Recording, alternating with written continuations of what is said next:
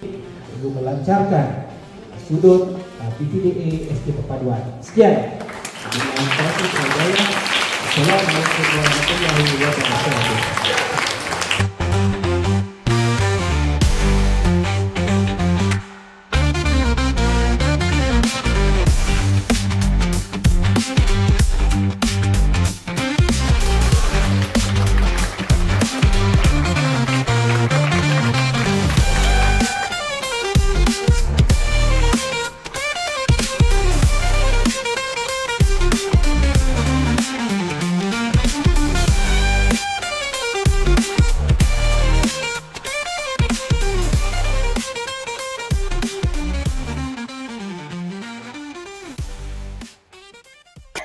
Assalamualaikum Cikgu Zoro. Waalaikumsalam. Tahniah kau Cikgu.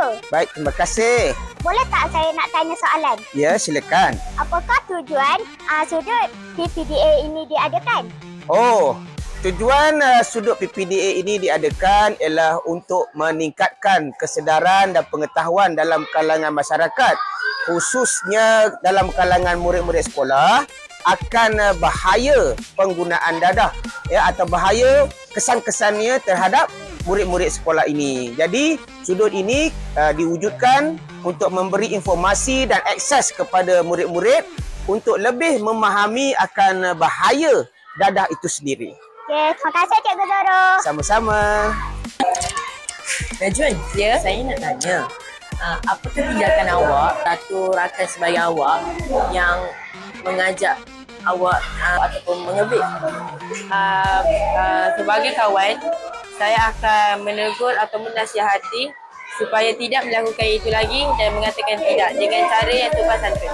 Terima kasih. Sama. Tidak. Jangan biarkan dadah mencorak hidup porak-poranda. Tiada tempat untuk dadah. Jadi, Ingatlah kawan-kawan, sayangi diri, tolak dadah. Kami warga SD Perpaduan sayangi diri,